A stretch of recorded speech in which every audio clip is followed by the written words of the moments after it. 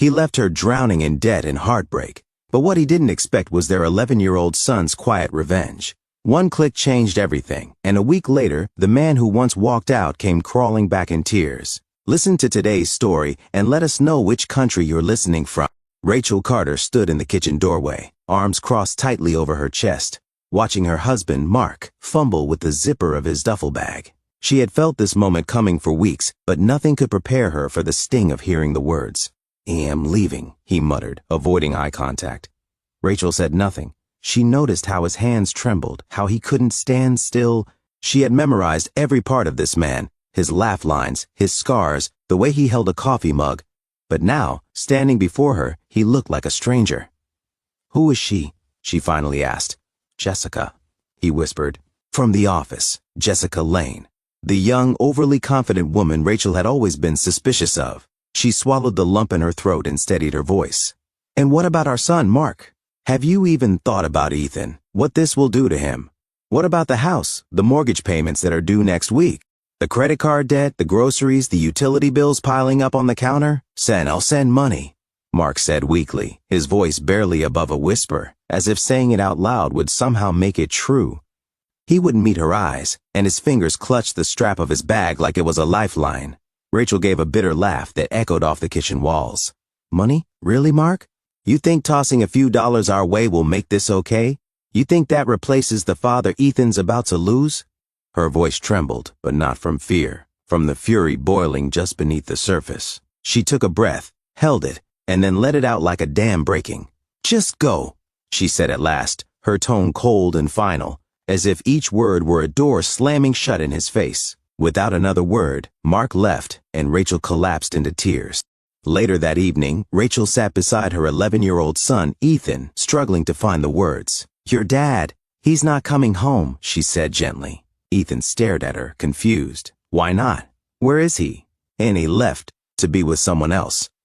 The boy's face twisted in pain, a storm of emotions flickering behind his wide eyes.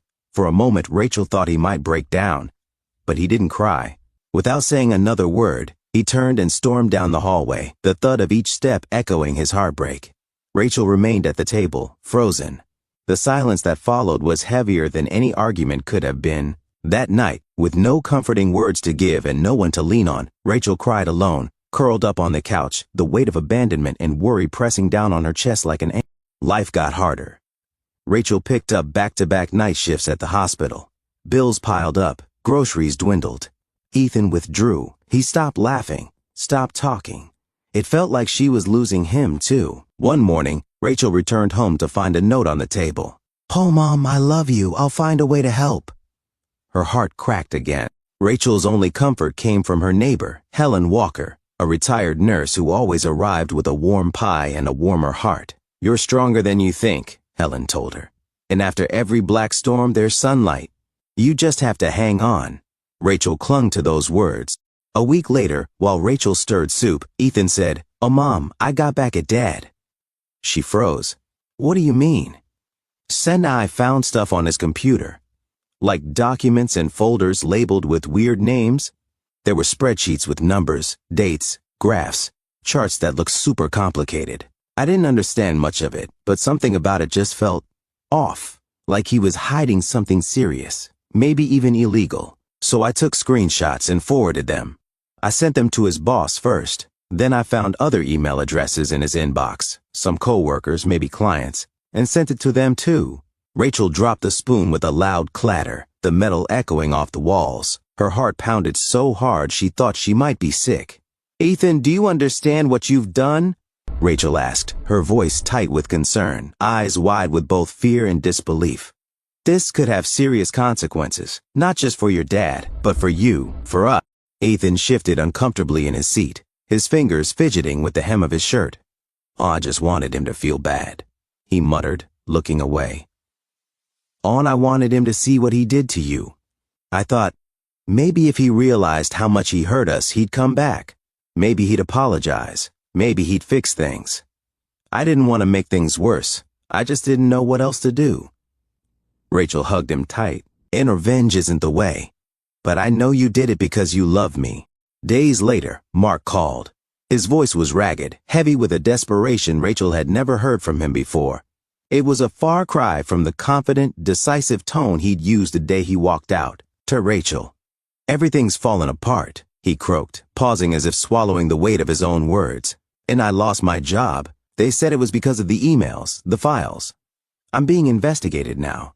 Jessica." She left. She didn't even say goodbye. She just packed up her things and disappeared. He sounded hollow, empty.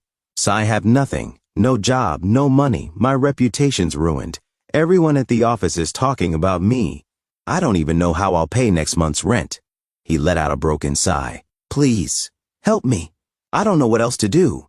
Rachel closed her eyes, drawing in a long, shaky breath. "Then you made your choice, Mark. You left us. Me, Ethan, everything we built. For what? A fantasy? Now it's come crashing down and you expect me to be the one to clean it up?" Her voice, though calm, held the weight of every sleepless night, every tear, every shift she'd worked to keep them afloat. "No, you don't get to do that. You don't get to walk back in now that everything's burned down and ask me to put out the flames. You made your choice. Now live with it. Don't call me again." She hung up, her hand lingering on the phone for a moment longer. A deep, hollow silence followed, but for the first time in months, she felt free. Rachel focused on rebuilding her life one small step at a time. With Helen's constant encouragement and emotional support, she gathered the courage to step beyond her comfort zone. She began by offering in-home care services to elderly neighbors and patients from her hospital shifts. Grateful patients told their friends and families, and soon Rachel was juggling multiple appointments between her hospital work. One evening she told Helen, "Teed, I want to open my own clinic, but I have no money." "Since you have hands that heal," Helen said, money will follow." Rachel rented a small space, painted it herself. Colleagues donated equipment. Helen brought plants to brighten the place. Rachel hung a sign, "Ink Carter Family Medical Care." Patients came, and they returned. Rachel offered more than treatment. She offered comfort, understanding, strength. She was no longer the abandoned wife. She was a healer, a provider. She sent Ethan to summer camp with her own money. Mark showed up once, pale, disheveled, and thinner than she remembered. His clothes hung off him, wrinkled and stained, and his eyes, once so sure of themselves, were now clouded with defeat. He looked older, as if the weight of his mistakes had aged him overnight. "But Jessica never loved me," he muttered, his voice hoarse and barely audible, like he had repeated the words too many times to himself. Said she wanted adventure, excitement. But the minute things went south, she was gone. He let out a bitter laugh that turned into a sigh. "And my job, it was all I had left. The only thing keeping me afloat. I poured everything into it, long hours, loyalty, everything. And now I'm nothing. Just a name people whisper about, a cautionary tale in an office I used to belong to." Rachel listened, but inside she felt nothing. "You broke us, Mark. You tore apart everything we built, our trust, our family, our future. Do you even understand the magnitude of what you did? You didn't just leave a house, you left a life, a son, and a woman who believed in you. And now, after all the damage, you think you can just walk back into the wreckage and expect forgiveness? There's no going back. That bridge has long since burned, and I've already started building a new one, without you." Walking in the park one day, Rachel saw Mark sitting on a bench alone. She looked away. Ethan, now brighter and stronger, smiled at her. She smiled back. They held hands and kept walking. Toward their future. Toward a happiness they had earned. What do you think of today's family story? It happens very often than we think, and do you think Rachel should have allowed Mark into their lives after what he did? Please let us know in the comments below, and thank you for listening to Storyline Narratives.